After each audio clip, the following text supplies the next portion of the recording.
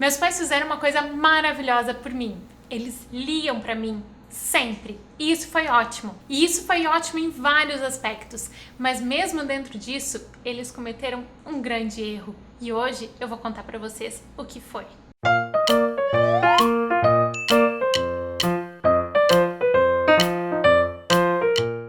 Olá, eu sou a Bel e esse é o Conta Outra. Aqui a gente conversa sobre literatura infantil. Aqui a gente fala sobre como oferecer e aproveitar o melhor que a literatura infantil tem para oferecer na educação dos seus filhos.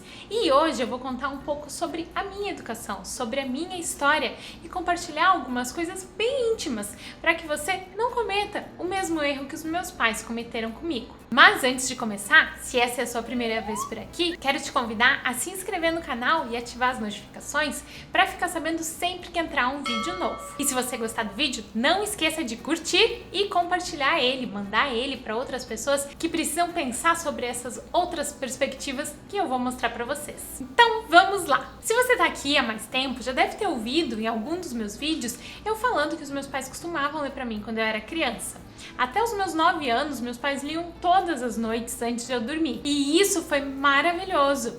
Meus pais tiveram dois grandes acertos na minha educação em relação à leitura, em relação à literatura. O primeiro foi esse, a constância, né? Eles liam sempre, todas as noites a gente estava junto ali com um livro. Tá, nem sempre era um livro, às vezes era uma história oral, né? Alguma coisa assim mais espontânea, mas sempre tinha uma história. Eles me ajudaram a desenvolver um hábito, a ter constância, a ter uma rotina de leitura. Outro grande acerto dos meus pais é que eles sempre deram um exemplo. Meus pais são leitores, eles estão sempre com um livro na mão, sempre que a gente ia pra praia, eles levavam um livro, estavam sempre sentados na sala lendo alguma coisa. E como eu já falei pra vocês aqui nesse vídeo, uma das coisas mais importantes quando a gente quer desenvolver o hábito da leitura nas crianças é o exemplo.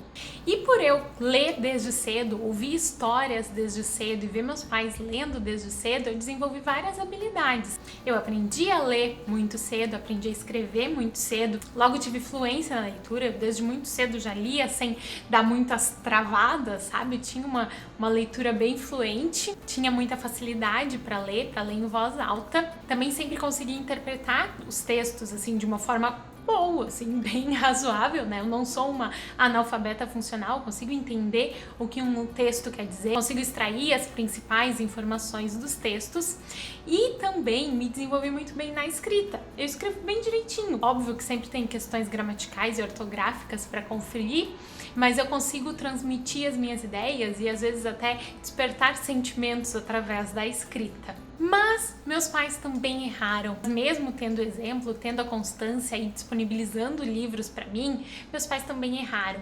E quando eu falo isso, eu não quero julgar eles e nem colocar neles a culpa pelo meu desenvolvimento. Não, eles fizeram o melhor que eles puderam dentro daquilo que eles sabiam, dentro da situação que eles tinham, das condições que eles tinham. E agora, e desde muito tempo, a responsabilidade pelo meu desenvolvimento é minha, né? Ela sempre foi. Quando as crianças são pequenas, a gente ensina, a gente incentiva, a gente tem essa responsabilidade de educar, de oferecer as coisas para elas.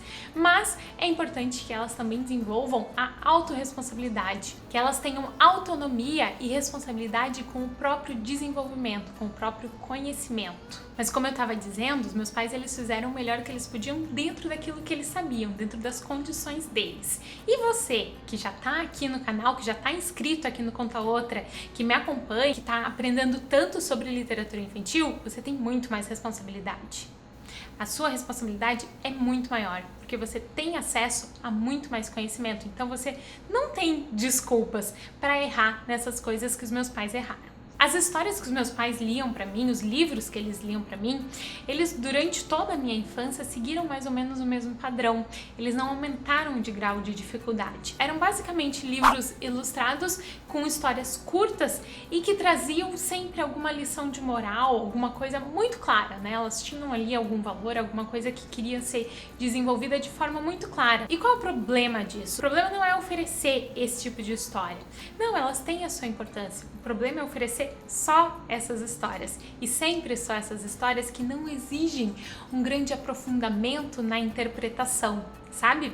Quando as histórias são muito literais, quando elas não nos exigem muito a interpretação, uma certa abstração, sabe? Não tem essa linguagem mais poética que nos permite interpretar coisas diferentes, que permite que a gente entenda uma coisa e que outra pessoa que está lendo em outro momento entenda outra coisa, não nos fazem ir além do texto, isso não nos ajuda a aprender a interpretar. Como eu disse para vocês antes, eu consigo entender claramente o que está escrito num texto, mas eu tenho muita dificuldade em ir além daquilo, sabe? Em fazer comparações, inferências, em trazer aquilo sobre outras perspectivas e crescer com essas leituras. Eu não tive acesso a poesias quando eu era criança, a esses textos que exigem um pouco mais da gente, sabe? Que permitem que a gente viaje um pouco mais, que a gente sinta coisas. Não, eu lia histórias, eu ouvia histórias que eram aquilo e deu, né? Elas não me levavam além. E hoje eu tenho muita dificuldade de interpretar as coisas e de me deixar viajar e de entender o que tá além das palavras quando eu leio alguma coisa. É uma coisa que eu tô precisando trabalhar hoje em mim, para aprofundar as minhas camadas de leitura.